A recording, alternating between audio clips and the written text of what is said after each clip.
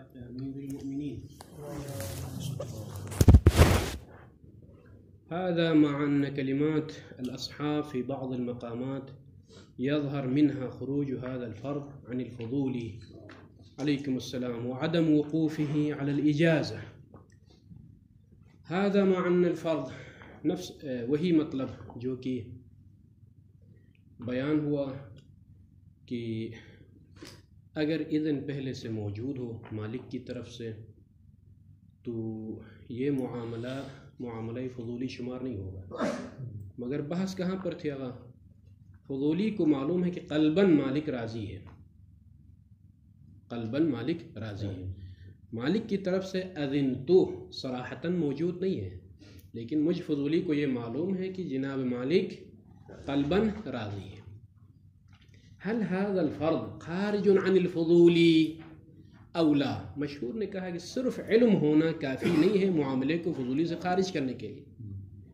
شیخ اعظم انصاری نے فرمایا کہ اگرچہ یہ رائے خلاف مشہور جا رہی ہے، لیکن الاقوى فی النفس خروج هذا الفرض من الفضولی، یعنی فضولی سے یہ معاملہ خارج ہے، اجازے کی طرف ہم محتاج نہیں ہے. یہ ایک عام عادی جو معاملہ ہوتا ہے، جس طرح سے وکیل یا معذون کی طرف سے معاملہ جو کہ فضولی نہیں کہلاتا ہے، وہی معاملہ ہے، اجازے کی طرف ہم محتاج نہیں ہیں. علیکم السلام ورحمۃ اللہ.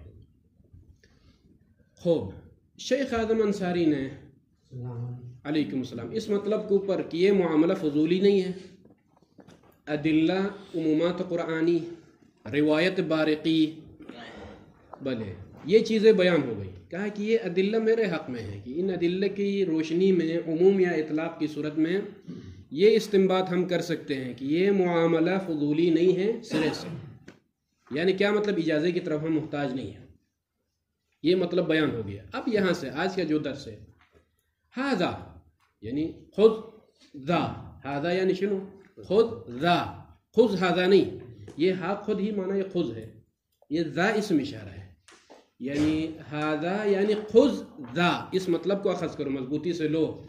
یہاں سے آگے شیخ اعظم انصاری کیا بیان کرنا چاہتے ہیں؟ نہ فقط میرے ساتھ عموم قرآنی ہے یا روایت بارقی ہے، بلکہ بعض فقہا کی کلمات سے بھی یہی مطلب ظاہر ہوتا ہے کہ جہاں پر فضولی کو علم ہو کہ قلباً مالک راضی ہے تو یہ معاملہ فضولی شمار نہیں ہوتا ہے، بلکہ ایک عادی معاملہ شمار ہوتا ہے جس میں اجازے کی طرف ہم محتاج نہیں ہوتے. جس طریقے سے معذون اور وکیل اجازے کی طرف محتاج نہیں ہے بعد میں، اس لیے کہ اس کے پاس اذن موجود ہے، اس کے پاس وکالت موجود ہے. اسی طرح یہ فضولی، یہ عاقد، فی الحال فضولی نہ کہے چونکہ یہ فضولی سے ہی خارج ہے، یہ عاقد جس کو علم ہے کہ قلباً جناب مالک راضی ہے تو یہ معاملہ فضولی نہیں ہے، اجازے کی طرف ہم محتاج نہیں ہے. اس بات پر ادلہ قرآنی جو کہ عمومات قرآنی ہے اور روایت بارقی، ساتھ ساتھ ما ان کلمات الاصحاب، یعنی شیخ کا یہ دعویٰ ہے کہ میں تنہا نہیں ہوں، اگرچہ مشہور کی رائے وہی ہے جو پہلے بیان ہو گئی، لیکن کچھ علماء ہیں جن کی کلمات سے یہی رائے جو میری ہے یہ ظاہر ہوتی ہے. وہ کیا ہے؟ ان کلمات الاصحاب فی بعض المقامات یظہر منها من هذه الکلمات. ماذا یظہر؟ فاعل یظہر خروج هذا الفرض، اس فرض کا خارج ہونا ظاہر ہوتا ہے. کس چیز سے خارج ہونا؟ عن الفضولی، فضولی سے خارج ہونا معلوم ہوتا ہے. بلے فضولی سے خارج ہونے کا مطلب کیا؟ عطف تفسیری، وعدم وقوفہ، یہ عطف تفسیری ہے. یعنی خروج عن الفضولی یعنی شنو معنی؟ عدم وقوفہ، وقوف هذا الفرض علی الاجازت، اجازت پر موقوف نہیں. اور جو معاملہ اجازت پر موقوف نہ ہو اس کو فضولی نہیں کہا جاتا. کون سا فرض؟ خروج هذا الفرض، یہ تشخیص دینا ضروری ہے چونکہ شروع سے بحث اسی کے مطابق چل رہی ہے. اس فرض کا خارج ہونا، کون سا فرض دوبارہ تکرار کروں گا، اس لیے شیخ اعظم بھی اپنے مباحث میں بناء علی المشہور اسی کی طرف اشارہ کرتے جائیں گے آخر فضولی تک. وہ کیا ہوگا؟ هذا الفرض علم العاقد برضا المالک، مالک کے رضا کے بارے میں عاقد کو علم ہونا، اس وجہ سے معاملہ فضولی سے خارج ہوتا ہے. یعنی کیا مطلب؟ اجازے کی طرف محتاج نہیں ہے. چونکہ یہ تشخیص دینا ضروری ہے کہ ایک دفعہ مالک کی طرف سے صراحتاً مجھے یہ کہتا ہے کہ ایھا العاقد اذنت لک، تو قطعاً یہ معاملہ فضولی نہیں ہے۔ اختلاف کہاں پر ہے؟ یہ فرض نہیں کہا اذنت لک، مجھے، میں عاقد ہوں، میں کسی طریقے سے بطریق آخر مجھے معلوم ہو کہ قلباً مالک راضی ہے، اظہار نہیں کیا ہے۔ اظہار ہو تو اذن ہے، اظہار نہ ہو تو قلباً رضا ہے۔ تو اس رضا کے بارے میں علم ہونے سے معاملہ فضولی سے خارج ہوتا ہے یا نہیں؟ مشہور نے کہا کہ خارج نہیں ہوتا ہے، بلکہ اجازت کی طرف محتاج ہے۔ شیخ انصاری نے کہا کہ نا، وإن كان الأقوى في النفس خروج هذه المعاملة عن الفضول بعبارة أخرى لا يحتاج إلى الإجازة اللائقة۔ خلاص ایک عام معاملہ ہے، جس طریقے سے وکیل معاملہ کرتا ہے، معذون معاملہ کرتا ہے، اسی طرح یہ بھی ایک معاملہ ہے لا نحتاج۔ اس پر ادلہ عمومات اور جو ہے ساتھ ساتھ روایت اور یہ بارقی سے تمسک کیا شیخ نے۔ اور ابھی یہ کلمات اصحاب، مثلا ما هي الكلمات؟ مثل قولهم، قول الاصحاب في الاستدلال على الصحة، في الاستدلال على صحة الفضول، على عقد الفضول، کیا کہا ہے؟ قولهم ان الشرائط كلها حاصلة، اس عقد فضولی میں ساری شرائط ماشاءاللہ سے متوفر ہے، مگر ایک شرط، الا رضا المالک، مگر رضا مالک مفقود ہے۔ فاذا جہاں رضا مالک نہ ہو، پھر بعد میں اجازے کی صورت میں رضا آ جائے تو اس کو فضولی کہا جاتا ہے۔ یہ عبارت ہے۔ اچھا، اب اس عبارت سے کیا کشف کیا مصنف نے، کیسے جو ہے یہ اپنے مدعا کے اوپر استدلال کیا، یہ سمجھنا ضروری ہے۔ بس رضا مالک نہ ہو، جب میں عقد کر رہا تھا، ابھی میں معاملہ کر رہا تھا، اس وقت رضا مالک موجود نہیں تھی، لیکن بعد میں اجازے کی وجہ سے وہ رضا ملحق ہو تو پھر کہا جائے گا کہ یہ فضولی ہے۔ شیخ کہتے ہیں کہ مورد بحث میں ہمارا جو فرض ہے وہ یہ کہ رضا مالک ہے، یعنی مجھ عاقد کو علم ہے کہ مالک قلباً راضی ہے۔ بس فضولی وہ معاملہ ہے کہ جہاں پر ساری شرائط متوفر ہے، الا رضا المالک کا استثناء، مشہور نے کلمات اصحاب سے یہ ظاہر ہوتا ہے۔ استثناء کیا کہ رضا مالک اثناء معاملہ رضا نہیں تھی مالک کی طرف سے، بعد میں اجازت جب آیا تو تب جو ہے رضا کے بارے میں علم ہوا۔ اب شیخ کہتے ہیں کہ ہمارے فرض میں کیا ہے؟ رضا المالک موجود ہے، صرف اظہار نہیں کیا ہے مالک نے، اذنت لک کہہ کر اظہار نہیں کیا ہے، باقی عاقد کو معلوم ہے کہ قلباً مالک راضی ہے۔ یہ شرط بھی پہلے سے متوفر ہے، تو جب پہلے سے متوفر ہے تو یہ عقد فضولی نہیں کہلاتا ہے، اس لیے پہلے سے ہی رضا موجود ہے۔ اسی لیے کہتے ہیں کہ یہ استثناء اس بات کی دلیل ہے کہ پہلے سے رضا نہ ہو، بعد میں رضا آ جائے اجازے کی صورت میں، تو یہ فضولی ہے۔ اب اگر پہلے سے رضا موجود جو کہ فرض ہے ہمارا، بس صرف اظہار نہیں کیا مالک نے، لیکن مجھے علم ہے کہ قلباً مالک راضی ہے پہلے سے ہی، تو جب پہلے سے رضا موجود ہے تو پھر فضولی نہیں ہے۔ اس لیے فضولی کیا ہے؟ لم یکن رضا من المالک ثم حصل الرضا بالاجازہ، اس کو فضولی کہا جاتا ہے۔ یہاں پر تو حصل الرضا، پہلے سے ہی رضا حاصل ہے، بس اتنا فرق ہے کہ جو ہے اظہار نہیں کیا ہے، باقی قلباً راضی ہے۔ فَإِذَنْ إِلَّا رِضَا الْمَالِكِ، یہ استثناء اس بات پر دلیل ہے کہ رضا نہ ہو پھر رضا آ جائے تو فضولی ہے، اور مورد بحث میں مفروض کلام میں پہلے سے رضا موجود ہے، عاقد کو علم ہے اس چیز کے بارے میں۔ دوسرا قول، یہ ایک عبارت ہے کلمات اصحاب میں سے، وَقَوْلِهِمْ إِنَّ الْإِجَازَةَ لَا يَكْفِي فِيهَا السُّكُوتُ، مشہور نے یہی کہا ہے کہ مالک کا خاموش رہنا اجازت کے لیے کافی نہیں ہے، سکوت لا يدل على الاجازہ۔ لماذا؟ کیا کہا انہوں نے؟ لأن السکوت اعم من الرضا، سکوت عام ہے رضا سے، سکوت عام ہے رضا سے، یہ جو ان کی دلیل ہے، لأن السکوت اعم من الرضا، مجرد خاموش رہنے سے رضا حاصل نہیں ہوتی ہے، اس لیے کہ سکوت عام ہے، ممکن ہے راضی ہو یا نہ ہو، دونوں چیزوں کو سکوت شامل کرتا ہے۔ مورد بحث میں کیا ہوگا؟ رضا متحقق ہے، اس لیے کہ عاقد کو علم ہے، رضا متحقق ہے۔ اب چونکہ سکوت کافی نہیں ہے رضا میں، چونکہ سکوت سے معلوم نہیں ہوتا کہ راضی ہے یا نہیں ہے، لیکن جہاں علم ہو رضا کے بارے میں پھر وہی بات آئے گی، جہاں پہلے سے علم ہو رضا کے بارے میں تو پھر یہاں سکوت اور عدم سکوت کی بات نہیں ہے، اس لیے کہ عاقد کو معلوم ہے کہ پہلے سے مالک راضی ہے۔ فَإِذَنْ رِضَى الْمَالِكِ مُحْرَضٌ فِي الْمَفْرُوضِ مفروض کلام میں. تو یہ ان کی جو عبارت ہے لا یکفی فیہا اجازہ میں کافی نہیں ہے السکوت، سکوت کافی نہیں ہے. فَإِذَنْ سکوت کو اجازہ نہیں کہا جاتا ہے، سکوت کو اجازہ نہیں کہا جاتا ہے، اس لیے کہ سکوت عام ہے رضا سے. لأن سکوت عام من الرضا، رضا سے عام ہے. بس جب سکوت رضا سے عام ہے تو صرف سکوت کی وجہ سے آپ نہیں کہہ سکتے کہ جو ہے مالک راضی ہے. یہ عبارت ہے. اس عبارت سے کیا ظاہر ہوتا ہے، مطلب ہمارا کیا نکلتا ہے، وہ یہ ہے کہ اگر علم ہو ہمیں پہلے سے ہی کہ مالک راضی ہے، رضا قلبی کے بارے میں علم ہو، تو فیضاً اگرچہ یہاں پر ساکت ہی کیوں نہیں رہے، کیونکہ یہ پہلے سے ہی رضا موجود ہے، یہ معاملہ فضولی نہیں کہلائے گا. فَإِذَنْ هَذِهِ الْمُعَامَلَ لَيْسَتْ فُضُولِيَّةً. وَنَحْوِ ذَلِكَ، یہ کس کی طرف اشارہ ہے؟ وَنَحْوِ ذَلِكَ، یہ دو عبارتیں مشہور کی، اور وَنَحْوِ ذَلِكَ سے مراد اس طرح کی اور عبارتیں ہیں. وَنَحْوِ ذَلِكَ اشارہ ہے اس طرح کی اور عبارتیں اور کلمات موجود ہیں اعلام کی، جن سے یہ ظاہر ہوتا ہے، اگرچہ صریح نہیں ہے کلمات، مفروض کلام میں صریح نہیں ہے، لیکن شیخ کا دعویٰ یہ ہے کہ یظہر من کلمات الاصحاب، کیونکہ شیخ نے نہیں کہا کہ جو ہے تنص الکلمات، یظہر من کلمات الاصحاب. اگر مثلا استثناء میں کہا کہ الا رضا المالک، پھر سکوت میں کہا کہ لأن السکوت عام من الرضا، ان عبارات سے ہم کیا استفادہ کرتے ہیں؟ اگر پہلے سے رضا موجود ہو، پہلے سے رضا موجود ہو تو یہ معاملہ فضولی شمار نہیں ہوتا ہے. ثم لو سلم، یہاں سے آگے کیا کہنا چاہتے ہیں شیخ مصنف؟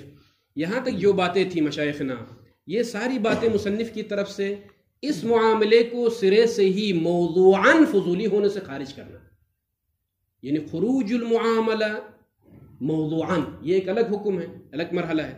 اور دوسرا مرحلہ ثم لو سلم سے اس معاملے کو حکماً خارج کرنا، حکماً معاملے کو فضولی سے خارج کرنا، یہ دوسرا مرحلہ ہے. فضولی ہونے سے موضوعاً خارج کرنے کا مطلب کیا ہے؟ اصلاً یہ معاملہ اس کے اوپر فضولی صدق نہیں آتا ہے. وہ کیسے آگا فضولی کب صدق نہیں آتا ہے؟ اگر عاقد معذون ہو یا وکیل ہو یا خود مالک ہو تو هذا المعاملہ لیست فضولیتا اساساً. اسی طرح شیخ اعظم انصاری نے کہا کہ اگرچہ ظاہراً معذون نہیں ہے، لیکن علم بھی اگر ہو جائے، عاقد کو علم ہو جائے کہ مالک راضی ہے، تو یہ بھی سرے سے فضولی نہیں ہے. یعنی کیا مطلب؟ اجازت کی طرف محتاج نہیں ہے. اصلاً فضولی نہیں ہے تو پھر جو ہے سالب بھی انتفاع موضوع ہے، پھر اجازت کی بات ہی نہیں آئے گی، اس لیے کہ فضولی ہے ہی نہیں، تو پھر اجازت لانے کی ضرورت نہیں ہے. یہاں تک یہ بات ثابت کی مصنف نے. ثم سے کیا ثابت کرنا چاہتے ہیں؟ اگر موضوعاً اس شخص کو جو کہ عاقد ہے، علم رکھتا ہے رضا مالک کے بارے میں، اگر اس کو فرض کیا جائے، تسلیم کیا جائے کہ یہ فضولی ہے، اگر تسلیم بھی کیا جائے کہ ہذا فضولی ہو، اس لیے کہ صراحتاً مالک کی طرف سے، جیسا کہ مشہور کہتا ہے صراحتاً مالک کی طرف سے اذن تو نہیں ہے، تو شیخ کہتے ہیں کہ اگر تنازل اختیار کیا جائے ثم لو سلم کونہ فضولیا، کون هذا العاقد فضولیا، موضوعاً فضولی ہے. کہتے ہیں کہ لیکن لیس، یہاں سے آگے بیان ہو رہا ہے کہ حکم فضولی اس پر لاگو نہیں ہوگا. کیا ہے حکم فضولی؟ یہ لیکن لیس کل فضولی یتوقف لزومه، یعنی صحته الفعلیہ، لزوم بمعنى الصحة الفعلیہ، ترتب الاثر فعلا، لیکن لیس کل فضولی یتوقف لزومه على الاجازہ. بھائی کس نے کہا ہے کہ ہر فضولی کے لیے اجازت کی ضرورت ہے؟ میں حکم فضولی سے انکار کرتا ہوں، یعنی شخص کو فضولی مانتا ہوں، معاملے کو فضولی مانتا ہوں، لیکن حکم فضولی جو کہ بات میں اجازہ آنا چاہیے ہر فضولی کے لیے، کس نے کہا ہے؟ لیس کل فضولی یتوقف لزومه، لزوم العقد، فعلیت العقد علی الاجازہ. اس چیز کو میں تسلیم نہیں کرتا. خوب کیوں بھائی؟ لأن الشأن لا دلیل على توقفه، على توقف العقد او البيع، او مثلا لا دلیل على توقفه، على توقف كل فضولي، عفوا على توقف كل فضولي مطلقا، یعنی فی جمیع الموارد، مطلقا فی جمیع الموارد، حتی ہمارے اس مورد میں بھی جو کہ مورد فرد ہے. وہ کون سا مورد ہے؟ علم برضا المالک. اس مورد میں بھی کیا ہے؟ بعد میں اجازت کی ضرورت ہو، مطلقا یعنی فی جمیع الموارد حتی فی فرضنا الذي يعلم فيه العاقد برضا المالک. علی الاجازۃ اللاحقۃ لا دلیل علی توقف کل فضولی مطلقاً فی جمیع الموارد علی الاجازۃ اللاحقہ. اس پر ہمارے پاس کوئی دلیل نہیں. اب اس کے بعد ایک نظیر پیش کرتے ہیں. کما ہوا احد الاحتمالات، یعنی کما ہوا یعنی عدم التوقف علی الاجازہ. یہ کما ہوا یعنی عدم التوقف علی الاجازہ. احد الاحتمالات، احتمالات میں سے ایک احتمال ہے. کہاں پر آگا؟ کس مسئلے میں؟ فی من، اس شخص کے بارے میں کہ باع ملک غیرہ، جو کسی اور کی ملکیت کو، کسی اور کے مال کو بیچا ہے، ثم ملکہ، بیچنے کے بعد دوبارہ وہ خود مالک بن گیا. یہ ترجمہ لفظی ہے. ایک مسئلہ جو آئے گا تفصیلی مسئلہ ہے. من باع شیئا، مسئلے کا عنوان اس طرح سے، ثم ملکہ، ثم ملکہ. من باع شیئا، مثلا انا بعت سیارت ابی، یہ استاد کی مثال ہے حفظہ اللہ. مثلا میں نے جو ہے والد صاحب کی جو گاڑی تھی ان کی عدم موجودگی میں بعت سیارت ابی، والد صاحب کی جو گاڑی میرے پاس تھی ان کی موجودگی میں ہی میں نے گاڑی بیچی ہے. ثم ملکہ، پھر اس عاقد نے، اس بائع نے، اس بیٹے نے جو ہے اس گاڑی کو خرید لی باپ سے، یا وارث بن گیا. موت واقع ہو گئی باپ کی، پھر یہ وارث بن گیا. ثم ملکہ، یہ ملکیت میں آنا اس عاقد کی بے یہ طریقے، سواء بے اشارہ کی وجہ سے جو ہے یہ مالک بن گیا، یا جو ہے باپ مر گیا مثلا پھر جو ہے یہ بیٹا وارث بن گیا. کسی بھی طریقے سے یہ مالک بن گیا. باپ کی اجازت آنے سے پہلے ہاں ان کی حیات میں گاڑی بیچی اور باپ مر گیا، یا جو ہے باپ نے ان کو بیچ دی، اب آ جائے ثم ملکہ، یہ مالک بن گیا ہے. یہاں پر آیا اجازت کی ضرورت ہے یا نہیں ہے؟ جو باپ کی زندگی میں جو معاملہ کیا ہے، اجزت ذالک البیع کہنا ضروری ہے یا نہیں ہے؟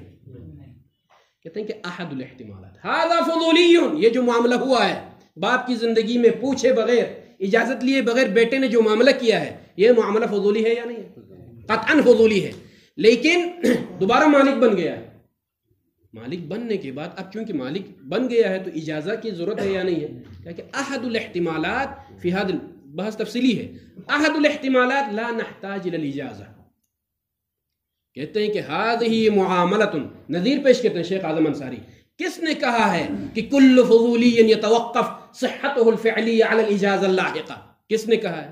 کما هو احد الاحتمالات، کن احتمالات میں سے ایک احتمال یہ ہے کہ هذا فضولی والعقد فضولی فی حیات ابیہ باع سیارۃ ابیہ ثم ملک هذه السیارہ، هنا لا نحتاج الی الاجازہ، والحال معاملہ فضولی ہے.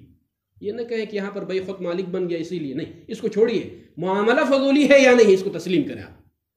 معاملہ فضولی ہے قطعاً. باپ کی زندگی میں پوچھے بغیر، ان کی اجازت کے بغیر گاڑی بیچیے تو قطعاً یہ معاملہ فضولی ہے.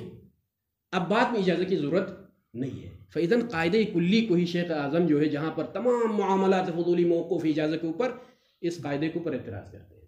لیس کل فضولی یتوقف، نعم موضوعاً فضولی ہے، من حیث الموضوع هذا الشخص فضولی لأنه ليس مالك ولا مأذون صراحة ولا ولا ولا ولا، هذا موضوع فضولی، ولكن حكم الفضولی اجازت اللاحقہ، یہ حکم فضولی ہے. هذا الحكم نحن لا نسلم. یہ پہلا جواب. دوسرا، مع أنه يمكن الاكتفاء في الإجازة بالرضا الحاصل بعد البيع المذكور آنما إذ وقوع البيع برضا المالك لا ينفك عن ذلك عن الإجازة مع الالتفات. هذا جواب پہلے اس کی توضیح کرتے ہیں، پھر جو ہے تمام محشین ان کے اوپر اعتراض کیا ہے، اس لیے کہ یہ جواب کوئی قابل قبول جواب نہیں ہے شیخ اعظم کی طرف سے. کیا کہنا چاہتے ہیں شیخ اعظم؟ بھائی اجازت میں ضروری تھوڑی ہے کہ بعد میں اجزت صراحتاً کوئی لفظ آ جائے، اجزت ایھا الفضولی کہنا، بلکہ وہ رضا. خلاصہ اس جواب ثانی کا خلاصہ یہ ہے کہ جب فضولی معاملہ کر رہا تھا تو اس وقت قطعاً جو ہے رضا مالک کو آپ فرض کریں، یعنی چونکہ علم بالرضا ہے رضا المالک کے بارے میں، تو یہی رضا ہی اس جواب ثانی کا خلاصہ توسع فی معنی الاجازہ. اجازت میں ضروری نہیں ہے کہ بعد میں کوئی اجزت کا لفظ آ جائے، بلکہ جو رضا مفروض ہے، مفروضاً رضا مالک مفروض ہے، یہ رضا معاملے کے بعد آنما تھوڑی دیر کے لیے بھی اگر یہ رضا باقی ہے تو اسی رضا کو ہم اجازت کہیں گے، بعد میں اجزتو کہنے کی ضرورت نہیں ہے، کیونکہ مفروض پہلے آپ کو فرض کرنا پڑے گا کہ مالک کی رضا ہے معاملہ کرتے وقت۔ اب یہ رضا آنما معاملے کے بعد بھی تھوڑی دیر کے لیے، ایک لحظے کے لیے بھی اگر یہ رضا باقی ہو تو هذا الرضا نحن نسمی اجازہ، بعد میں جو اجازہ اصطلاحی ہے اس کے آنے کی ضرورت نہیں، بس یہی اجازہ ہے۔ فَإِذَن خود رضا کو ہی مصنف نے اجازت سے تعبیر کیا، وہ رضا ولو آنما باقی کیوں نہ ہو۔ کہتے ہیں کہ یہاں پر کئی اشکالات مصنف پر ہو سکتے ہیں کہ پہلے رضا مالک کو فرض کرنا، پھر اس کے بعد اسی رضا کو اجازت کہنا، هذا بعید بلے عن الاصطلاح، یہ الگ اعتراض ہے مصنف کے اوپر، لیکن سمجھے جو مصنف نے کہا وہ کیا ہے، ثم ما انه النشان يمكن الاکتفاء، اکتفا کرنا ممکن ہے، فی الاجازت، اجازت میں اکتفا کرنا ممکن ہے، کس چیز کے اوپر اکتفا کرنا، بالرضا، رضا کے ذریعے سے اکتفا کرنا، یعنی ہم رضا کو ہی اجازت کہیں گے، اکتفا کا مطلب یہ ہے۔ کون سی رضا بھائی، الحاصل بعد البیع المذکور آنما، وہ رضا جو حاصل ہے، موجود ہے بیع مذکور کے بعد ولو ایک لحظے کے لیے بھی۔ کون سا بیع مذکور، یہی فضولی کے عاقد کی طرف سے جو بیع ہے۔ اذ وقوعہ، وہ کیسے بیع جو ہے رضا جو بعد میں آنما موجود ہے، کہتے ہیں کہ اذ وقوعہ، اذ وقوع البیع برضا المالک لا ينفک، یہ رضا منفک نہیں ہوتی، جدا نہیں ہوتی ہے عن ذالک، اسی اجازت سے، بعد مع الالتفات، مع الالتفات یعنی مع الالتفات الى البیع، مع الالتفات الى البیع، اگر مالک ملتفت ہو کہ عاقد کیا کر رہا ہے، مالک کی کتاب میرے پاس ہے اور میں بیچ رہا ہوں اور مفروض یہ ہے کہ قلباً مالک راضی ہے اور مالک متوجہ بھی ہے، تو کہتے ہیں کہ یہ جو رضا موجود ہے ولو آنما بعد البیع المذکور، هذا الرضا نکتفی علی انہ هو الاجازہ، یہی اجازہ ہے۔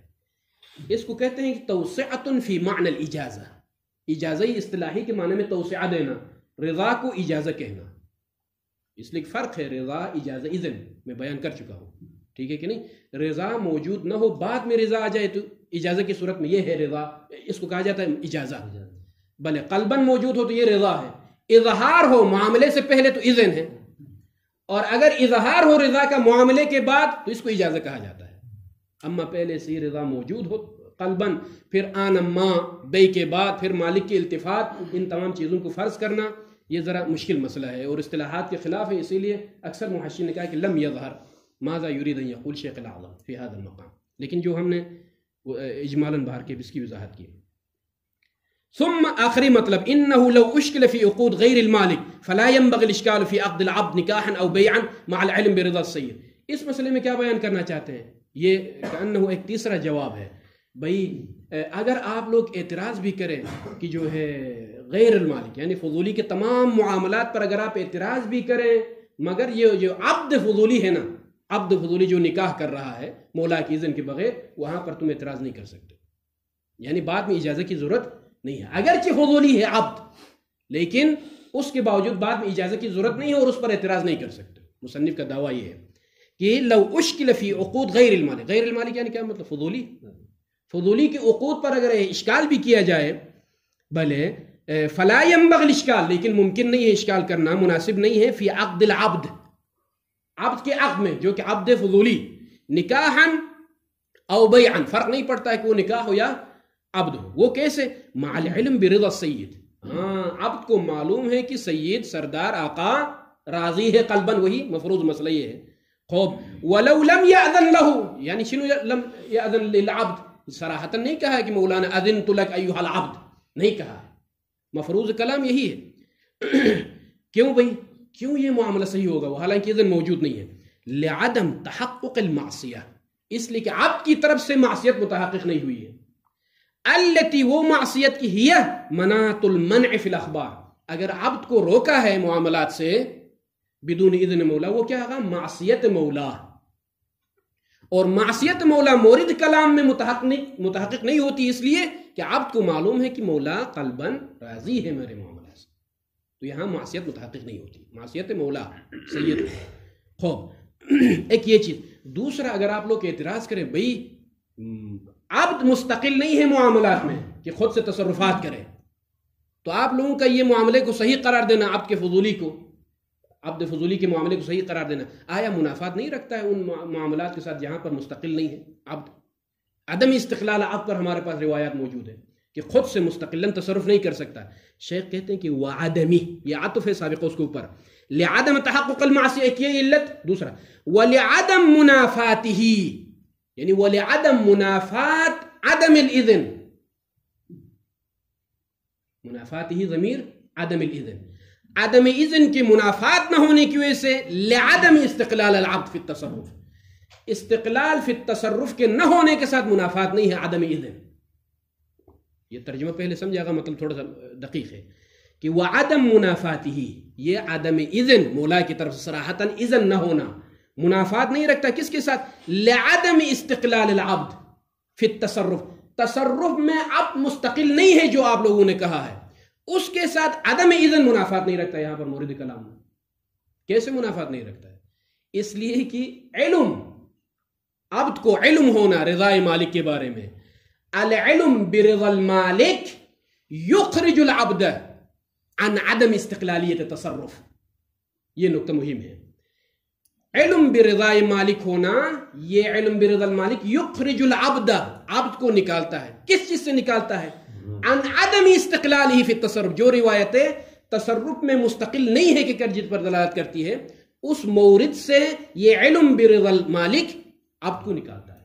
مطلب یہ ہے بھئی جو روایتیں دلالت کرتی ہیں کہ العبد لیس مستقلا فی تصرفہ، ایک طرف سے یہ روایتیں موجود ہیں، یہ ادلہ موجود ہیں. تو یہاں پر جو عدم اذن فی المعاملہ، صراحتاً اذن نہ ہونا، یہ چیز اس بات کے ساتھ نہیں ٹکراتی ہے. کیوں نہیں ٹکراتی ہے؟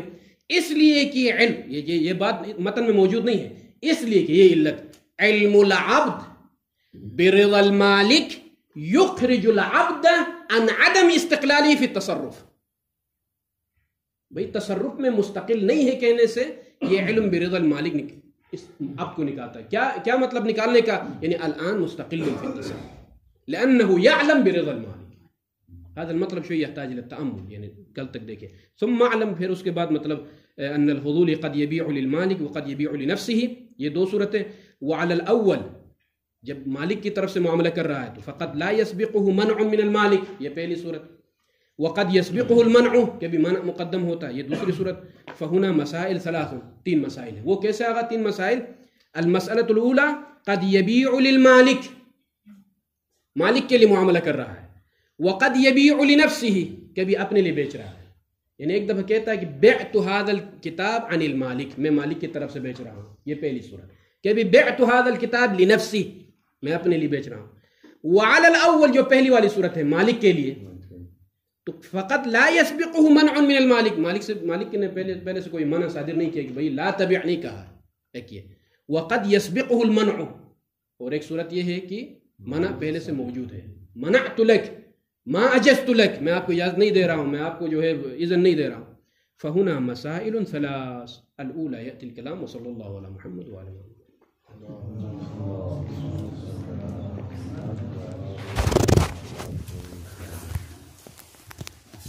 والله